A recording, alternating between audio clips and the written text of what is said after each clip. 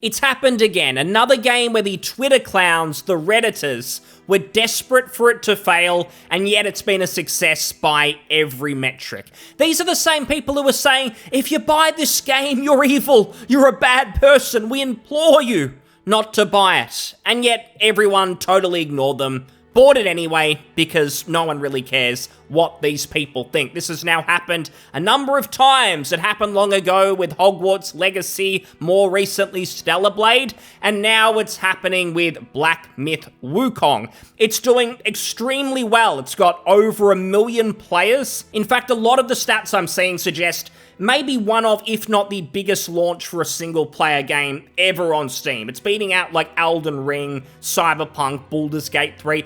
It's big, and I've seen an argument thrown around that, 1 million people playing, they're probably all just Chinese, given it's a Chinese studio, their first big single-player game. The Chinese don't make many of those. That's not even true either, because if you go through the different countries, like even mine, Australia, biggest launch ever for a single-player game, it's sounding like. So doing really well commercially, and critically, it seems to be doing very well as well. I'm not talking about useless critics, no one cares what they think. The players themselves, Steam reviews are pretty positive, maybe some performance issues, but that's pretty par for the course in the AAA space these days, sadly. But all of that aside, successful game. And I found this image quite funny, because we've got Wukong with its 1 million players, and then we've got all of the Sweet Baby Inc. worked on games, the Flintlocks of the world, the Tales of Kenzara, Suicide Squad, Concord.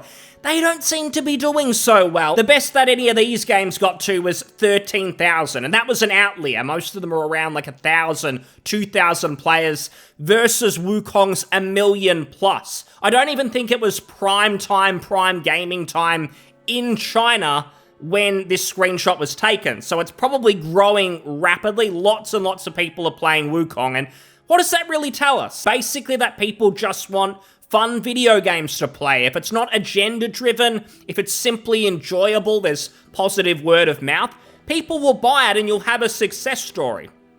If we look at all of these Sweet Baby in games, the Sweet Baby adjacent ones, every single one of them, you just know that the development team, their first priority wasn't, let's make a good game. It was, let's use this as an opportunity to re-educate people, to push a certain side of politics onto everyone, and the fruits of their labor are all here to see. They've utterly bombed, utterly failed. Now again, there's lots of people who are very upset about this success, about Wukong doing so well. To give a quick bit of backstory, this all kind of started a few months ago, late last year, when IGN put out this article, How Black Myth Wukong Developers' History of Sexism is Complicating Its Journey to the West. Now, when you read that, you might think, okay, the studio who made the game based in China, what were they doing that was sexist? Were they refusing to hire women?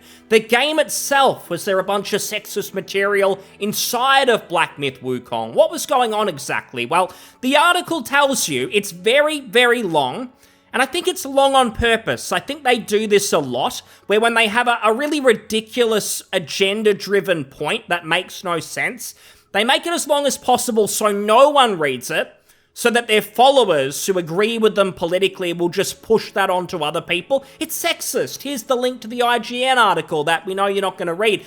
But if you do read it, which I sadly did, it all basically boils down to some weird comments made by the owner of the studio over 15 years ago. We're talking decades ago, and that's what they're getting worked up about. Now, the comments themselves, they were kind of weird, kind of strange. He basically compared a failed pregnancy, or maybe a failed birth, to a failed video game. But getting this worked up, writing this massive article, and the entire studio don't buy any of their games because of this, what's going on? And I mean, the comments themselves, how are they even sexist? Because I know this might be strange, it's the year 2024, some may disagree, but I was under the impression that conceiving it required a man and a woman. So how do you decide that this is anti-woman? It feels like a little bit of a stretch. It doesn't quite end there. There's also, we're on reset here and now, this is where some of the anger is towards this game, but there's tweets from other developers. They're all understandably in Chinese, that's where the studio comes from, but apparently there's some edgy jokes. The art director made a joke that did involve a woman. There's a couple of things like that. These guys are putting their middle fingers up.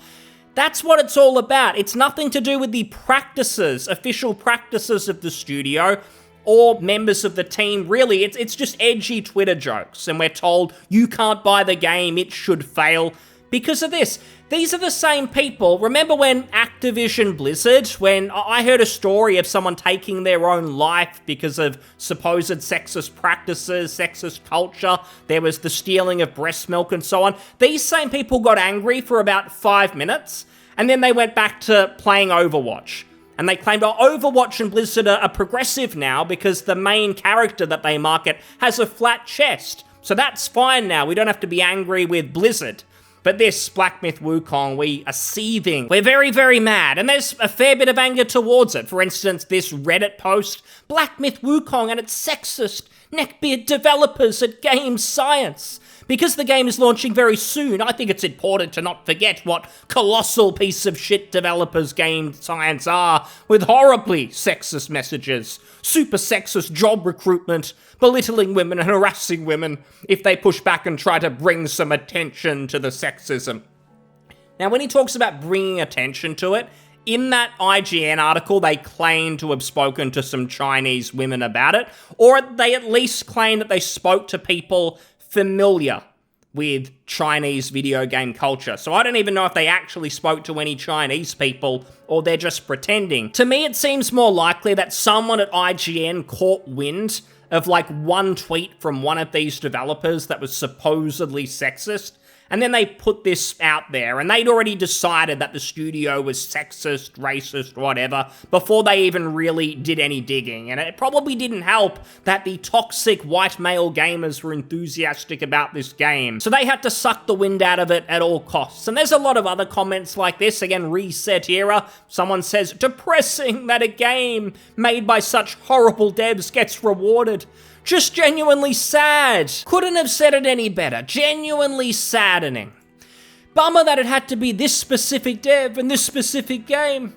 Would love to support a new single-player title in a world of multiplayer matchmaking shitfests. But these devs are garbage, and this game looks absolutely lifeless beyond the pretty graphics. Love this when you just don't like the game because of political reasons, let's be honest. Oh, and it means the whole game sucks. They do this with music and stuff too, where there'll be an artist who is highly renowned. They do great work, make great songs, whatever it might be. And then one of these people finds out, oh no, they liked a Donald Trump tweet like 10 years ago. Now all of a sudden, their whole catalogue of work was overrated. They're actually talentless. They're hacks instead of just some honesty. Hey, they make great music. I don't agree with their political views, and now I don't want to listen to them. If you just said that, no one would care. When you do this, you just look totally dishonest. Disgusting that this is the studio that has had a breakthrough. And the funny thing about these people is you could have a studio that treats their staff genuinely like absolute crap. Like if you go to Glassdoor, which is a website where people leave reviews for places they've worked at, and people could say like it was absolutely horrible, like it destroyed my life, I couldn't go home without thinking about how the boss treated me, whatever. And that could be going on, and yet as long as that game studio puts a Palestine flag or a trans rainbow flag or something in their Twitter bio, they're great by all metrics. Support them, buy their games. If you don't, you must be a racist yourself. That's just how it is. These people don't actually care about what's going on. It's just what way do they lean politically. That's literally what it all comes down to. There was, of course, the Screen Rant review as well that most people are probably aware of now. It's a few days old. They gave Black Myth Wukong a 3 stars out of 5. And in their pros and cons, they wrote, in the positives, combat is fluid and fun, cinematography, it's breathtaking, great diversity in items and mechanics. But then in the cons, game performance is unpolished. Maybe that's true. Lacking in inclusivity and diversity. This game is not fun because there's not enough different skin colors in it. And I don't understand, because I thought the game was just monkeys. I didn't even think there was humans in it, but maybe that's just me being ignorant. They did mention, though, in the pros, great diversity in items and mechanics. So there is diversity, but this person only cares about real-world politics, not game mechanics, systems, not the things that really actually matter in a video game, but whatever. Just lastly as well, there was some more outrage from IGN, and this was just from a day or two ago when the devs behind Wukong were sending out review codes. Apparently they said if you're getting a code, you need to follow these rules, and there was only a handful of them. Do not insult other influencers or players. I mean, that doesn't sound too controversial. Do not use any offensive language or humor. Now, this is where it got a bit dicey for them. Do not include politics, violence, nudity, feminist propaganda, fetishization, and other content that instigates negative discourse. Now, obviously, these video game journalists lost their minds, because how is it possible to write a video game review without putting in propaganda or including some sort of political messaging? If you're writing a game review, your number one priority has to be somehow endorsing Kamala Harris in the review, because if you're not using these game reviews as an opportunity to try and manipulate the general public, the gamers, what's the point? I mean, what value would a video game review have otherwise? So these poor journalists, do not use trigger words such as quarantine, isolation, vid-19. So we're here in 2024 where this game studio has to let these pathetic reviewers know, don't talk about a pandemic from 3 years ago that you're still bringing up. You're still probably wearing masks, most of these people. Maybe that one was really a Chinese government one, but anyway. Do not discuss content related to China's games, industry policies, opinions, news, and so on. And maybe some people don't like all of these different rules, but you do have to remember that IGN are calling the Black Myth Studio out for this. But these are the same people who also get their orders from all of the big publishers, the Microsofts, the Sonys, EAs, Ubisofts, and they have stricter orders that are basically this. And it might not come to them in writing like this, it's more an under-the-table thing that everyone knows about, where if a Kotaku, a Polygon, an IGN gives, say, Call of Duty a 6 out of 10, they'll be blacklisted. The people behind that, the person who reviews it, they'll probably get fired, and they might not get review codes anymore. So they don't seem to care much about that. They don't call those practices out, but apparently this stuff is really bad, and really it just comes down to asking them not to talk about politics, propaganda, and so on. But I did find this exchange quite interesting. This is, again, Reset era. All those people melting down about this studio being sexist. How can this team have found success? It's horrible, it's evil, the good guys never win. But this poster, who is apparently Chinese, responded and said, most Chinese people do not have a problem with the studio Game Science and see the Western gaming journalists preaching when they do not hold themselves to the same standards. And he continues, this is the Chinese point of view, but we feel like the article purposely mistranslated the statements that leave out any metaphorical or idiomatic considerations. And he's referring to that earlier IGN article that tried to claim the owner of the studio is sexist, the staff are bad because they made edgy tweets and so on. It really sounds like, and this is coming from a Chinese person who's translated for themselves, and they're actually saying, no, the translations done by IGN were disingenuous, and they didn't actually get the point across. And we already know that these people on that side of the aisle, they're always dishonest when they translate anything. When they translate anime or video games from Asia and so on, they put their own little spin, their little twist onto things. Again, an opportunity to re-educate. So it may be that the IGN staff were heavily exaggerating the supposed sexism. Maybe one staff member said something politically that IGN disagreed with, so they created this whole narrative that the entire studio is toxic, don't support their game. And again, this is coming from an actual Chinese person. And he points out here, this is especially rich given that many Western studios, like Activision Blizzard and Ubisoft, have been racked with far, far worse sexism scandals leading to arrests and convictions. It's a good point that these same people on here, they lap up games by those teams, again, because those studios will virtue signal, pretend, they don't really care, but they'll pretend to agree with Redditors' Reset Era posters about politics. They'll look the other way about genuine convictions that suggest there's something horribly wrong going on at those companies. And this might actually be the best part. So the Chinese poster says, I'm Chinese, so I can tell you firsthand that IGN were doing bad translations.